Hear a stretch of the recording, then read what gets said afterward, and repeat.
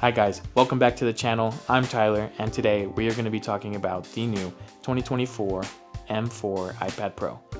This iPad is the newest iPad that Apple has introduced in their iPad lineup, and I have quite a few thoughts about it, so let's go ahead and get into it. So I previously had the M1 iPad Pro in 11 inches, and that iPad was really great. I really enjoyed using it, especially with the Apple Magic Keyboard as well as the Apple Pencil. And I was trying to make it a MacBook replacement. However, iPadOS is very limited in what programs and apps can do with that sort of power, that desktop class power. And I have been chasing that dream to replace my MacBook with the iPad Pro with Magic Keyboard for a while now, and I still decided to get the iPad Pro M4 for whatever crazy idea or for whatever crazy dream I have of that. Will it be possible? Who knows? But let's go ahead and get into it then. So the new iPad Pro M4 11-inch is 5.3 millimeters thick.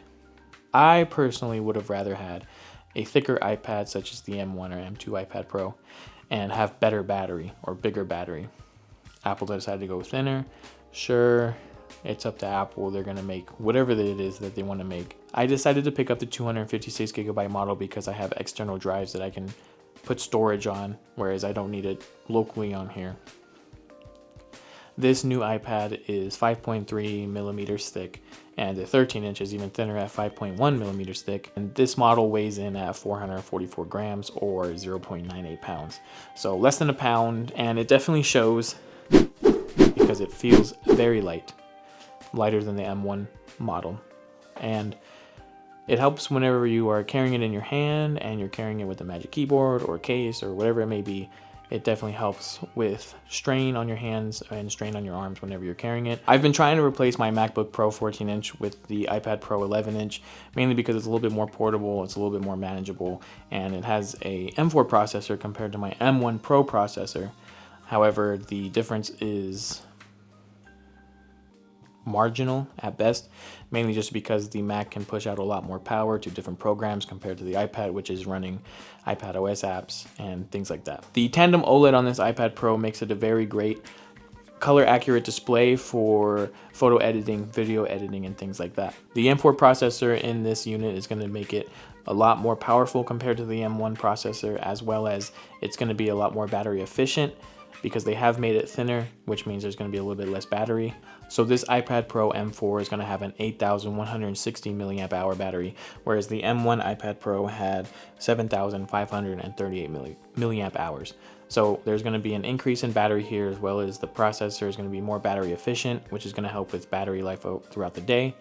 I chose to turn on the 80% battery charge limit, which helps the battery health longevity whenever you go down a couple of years down the line. From going from 80%, I've noticed about 10 hours on screen, and I'm doing things like using Final Cut Pro for iPad, Lightroom, as well as light things such as email, texting, YouTube, Netflix, those kind of things. So besides the tandem OLED display, which means that they put two OLED displays together to make it brighter, we're going to hit 1,000 nits of brightness on screen and 1600 HDR when you are outdoors. So that's incredible to see on a display such as an iPad, especially when the entry cost is $1,000, where some LG OLEDs, where they have the tandem OLED display, cost upwards of $6,000, $8,000, all the way up to probably $10,000. So to get this in a display on an iPad Pro where it costs $1,000 is it's great to see. It's great to see for display technology even going into the future. So moving on to cameras, we have a 12 megapixel camera on the back, and we lost the dual camera module on the back and we replaced it with the LiDAR sensor. So it looks like there's two camera modules there, but it's just the one. It's the 12 megapixel with 1.8 aperture. With this camera, you can still shoot up to 4K 60 and slow-mo, as well as your time lapses. I don't know how many people will be using these features on an iPad. That's really going to be more for your phone. However, the camera on the back is going to be great. And as we can see on the front here, we actually replaced the camera module on the front of the screen to now it's on the side. When you're FaceTiming somebody or you're on a video call, a Zoom, anything like that, the camera is now going to be facing towards you whenever you have it in landscape, where instead of looking at the left of the iPad, it's going to be a lot more natural. This camera on the front of the iPad is a 12 megapixel f2 aperture, as well as it's going to be able to record in 1080p at 60 frames per second. This camera is mainly going to be used for video calls or selfies, anything that you're trying to send to your friends or your family. Compared to the iPad Air, this iPad Pro has 4 speakers, 2 on each side, and they work as surround sound systems. That way when you're watching videos, it's going to be a lot more immersive. When you're listening to music, it's going to be a lot more bassier, and it's going to sound better and clearer compared to the other iPads like an iPad Air or an iPad mini. So I have been using this iPad with the Magic Keyboard in lieu of my MacBook Pro whenever I'm away from my desktop. I've been trying to adopt this because it's lighter, it's more portable. My use cases for this iPad Pro have been editing photos, and I'm also editing videos on Final Cut Pro for iPad as well as LumaFusion. I use it to watch YouTube, I use it to watch Hulu, Disney Plus, Netflix, and things like that. The Apple Pencil Pro has been a great addition to the iPad Pro, mainly because of the new features that it has been added to it, and that will be featured in another video. But for now, the iPad Pro has been very helpful as a secondary device to my MacBook Pro. Whenever it comes to more intensive tasks such as heavier video editing, heavier photo editing, and different programs that I need to work, such as Final Cut Pro for Mac, as well as Photomator and the different AI capabilities within those programs, the MacBook is able to take that workload a lot harder. What do you mean by that? The MacBook Pro is able to take on those tasks a lot easier than the M4 iPad, mainly because of the 16 gigabytes of RAM compared to the 8 gigabytes of RAM that are on the 512 and 256 gigabyte models of the iPad Pro. It's not to say that the iPad Pro isn't manageable, it's just that the M1 Pro on my MacBook Pro is able to complete those tasks faster and more efficient.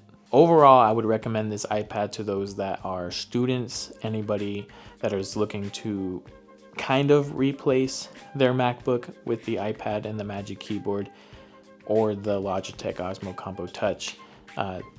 You can't go wrong with getting this iPad, but if you do have an M2 iPad Pro, or if you even have the M1 iPad Pro, I would not recommend upgrading just because an iPad is still an iPad, and iPad OS is very limited in what programs can be ran and what kind of processes can be ran. If I had to recommend one device between the MacBook or the iPad, I would 9 out of 10 times recommend getting the MacBook. You're going to be able to do more tasks, you're going to be able to do them more efficiently, the battery life will be better, and the keyboard will already be built in, because the iPad costs $1,000 on the base model, and you have to pay an extra $300 just to get the keyboard. So that's already putting you at $1,299 compared to you can get a MacBook Air with 256 gigabytes of storage and 8 gigabytes of RAM for around $899. But that processor is going to be the M2 processor compared to the M4, and we're just getting into logistics at this point. It really depends on what your needs are in an iPad.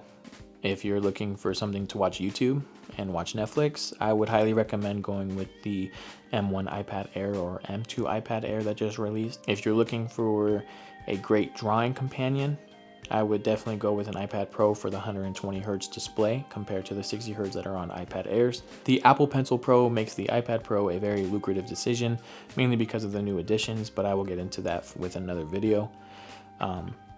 Overall, my thoughts, this iPad Pro seems unnecessary. It's like putting a Lamborghini engine in a Prius.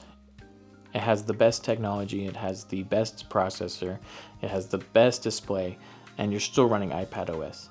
I hope this video has helped. I appreciate you watching, and I will catch you on the next one.